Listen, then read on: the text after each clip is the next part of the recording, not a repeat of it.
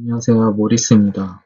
여러분, 관계에서 반복적인 나의 행동 패턴으로 괴로워해보신 적 있으신가요? 오늘은 관계에서 반복되는 나의 행동 패턴을 애착 관계를 중심으로 이해하는 시간을 가져보려고 합니다. 이전 영상에도 언급했듯이 우리가 어린 시절에 경험하는 애착 관계 방식은 매우 중요해요.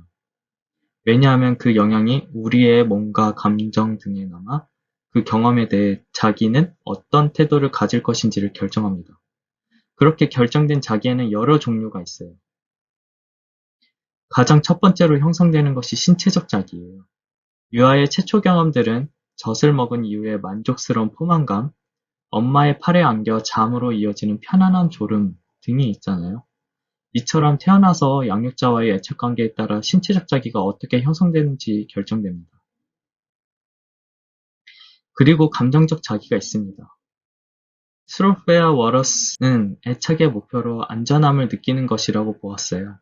그 관점에서 감정적 반응은 자기의 발달에 중요한 역할을 한다고 볼 수 있습니다.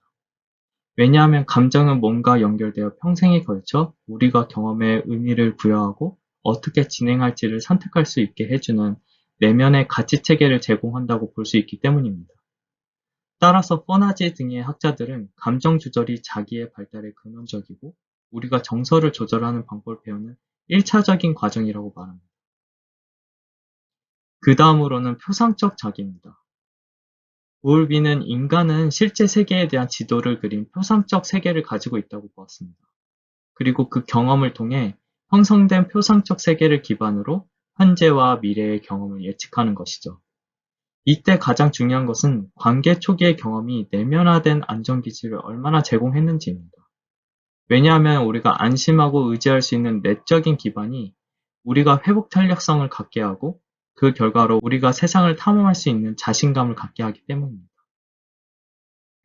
표상적 자기는 감정적 경험에 기반을 두고 있고 대체로 이 표상들은 무의식적인 감정적인 차원으로 인해 수정되기 어렵습니다.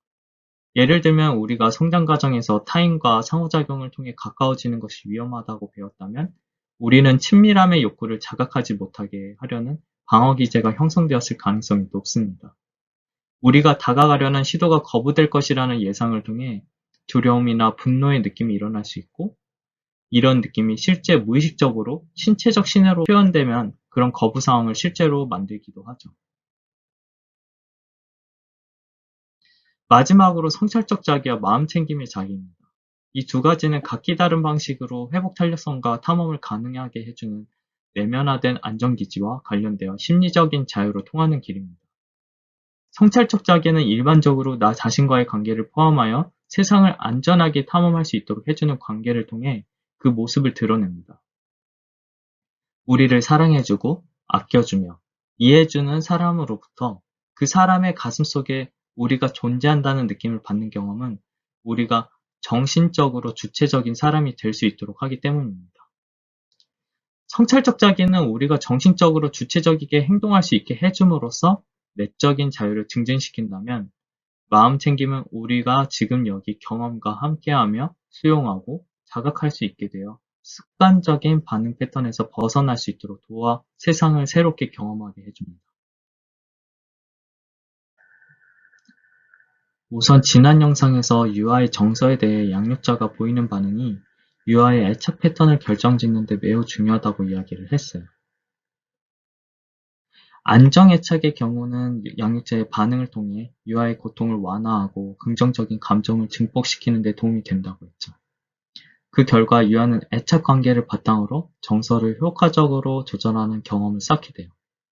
그러면 유아의 내면에는 타인과의 연결이 안도와 만족감을 줄 수 있다는 느낌을 갖게 됩니다. 또한 내가 수용받고 사랑받을 수 있으며 유능하다는 감각도 남게 되죠. 그 유아는 전생에 걸쳐 자기의 느낌을 표현하는 것은 긍정적인 결과를 가져다 줄 수 있다는 것을 배워서 자기와 타인에 대한 긍정적인 느낌을 줍니다. 또한 자신이 타인에게 영향을 줄 수 있다는 것으로 주체성이나 자기주도성도 생겨나죠.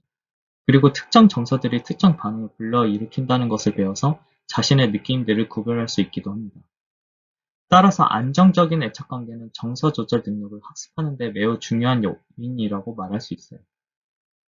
유아는 1차적으로 안전하기 위해 자신을 보호해줄 수 있는 애착 대상과 근접성을 유지하려고 해요. 그때 애착 대상이 보여주는 조율된 정서적 반응은 유아가 무서움을 느끼는 순간에 엄마를 안전한 피난처로 여길 수 있게 해주고, 또한 자율적 탐험을 가능하게 해주는 안전기지로 경험할 수 있게 해줍니다. 그러나 유아가 보낸 감정적 신호들에 대해 양육자로부터 거부되거나 적절하지 않은 반응이 온다면 불안정한 양육자에게 적응되도록 수정됩니다. 그 결과 유아는 애착 행동에 회피나 집착을 하게 되고 심리적 방어 기제의 시작이 된다고 보고 있어요. 회피형 애착 부모들은 가까워지려는 아동의 시도를 거부하면서 아동은 안정적인 감정 상태를 회복시키지 못하고, 이런 상황에서 가능한 최선의 애착 관계를 유지하기 위해 자신의 느낌과 표현을 과잉 절제하고 애착 대상과 거리 두기를 배웁니다. 이러한 친밀성의 회피는 아동이 성장해서 깊은 연결감과 성적인 표현, 건강한 의존 및 신뢰에 대한 능력의 발달을 제한하는 결과를 초래하게 됩니다. 양가적 애착 부모들은 아동의 감정에 대해 예측 불가능한 반응과 적절하지 않은 반응을 보여줌으로써 아동은 자신의 정서를 과장하는 것이 부모의 관심을 이끌어낼 가능성을 높인다는 것을 배웁니다. 그 결과 불행하게도 아동은 극도로 경계하고 위협의 존재를 쉽게 가장하게 됩니다. 그리고 그로써 생긴 방어 기제들은 관계에서 상호성의 발달과 사고나 행동의 자율성, 그리고 정서 조절을 방해합니다. 이에 대해 연구자인 칼렌 라이언스 루스는 협력적 의사소통이라는 틀을 만들어 아동의 안정성과 융통성 및 애착에 대한 일관된 내적 작동 모델을 발달시킬 수 있도록 하는 것을 언급했습니다. 그 네 가지 요소는: 양육자는 아동이 경험하는 것의 전 범위에 대해 수용적이어야 하며, 아동이 무엇을 느끼고 원하고 믿는지에 대해 가능한 많이 배우도록 시도해야 한다고 했습니다. 두 번째로는 양육자는 아동과의 관계에서 균열이 생겼을 때 먼저 관계를 복구하려는 시도를 해야 한다고 합니다. 이런 시도는 아동에게 자신이 잃어버린 감정적인 평형 상태가 타인과의 상호작용을 통해서 복구될 수 있다는 기대를 갖게 한답니다.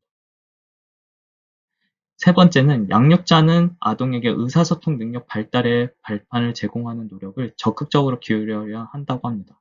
예를 들면 언어를 습득하기 이전에 아동이 분명하게 말할 수 없는 것들을 대신 말로 표현해 주려고 시도함으로써, 그리고 이후에는 아동에게 내 말로 해봐 라고 요청함으로써 발판을 제공할 수 있죠.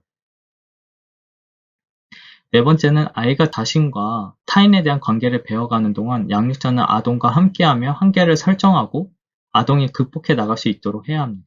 그러면 아동이 양육자와 분리되어 있는 감정을 느끼는 동안에도 양육자와 연결되어 있는 경험을 할 수 있게 됩니다.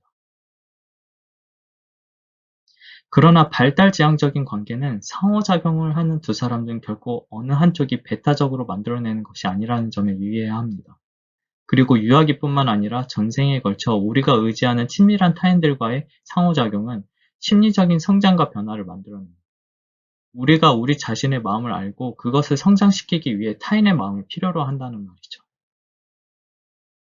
자, 그럼 오늘 내용 마지막으로 정리를 해보도록 하겠습니다. 첫 번째, 애착관계를 맺는 방식이 우리에게 중요한 이유는 그 영향이 우리의 몸과 감정 등에 남아 관계에서 어떤 태도를 가질 것인지를 결정한다. 두 번째, 유아의 정서에 대해 양육자가 보이는 반응의 질은 유아의 애착 패턴을 결정짓는 데 매우 중요한데, 그 반응으로는 수용적이며 적절한 정서적이며 대처 가능성을 보여주며 아이의 의도성을 표현하며 관계의 균열에서 먼저 다가갑니다.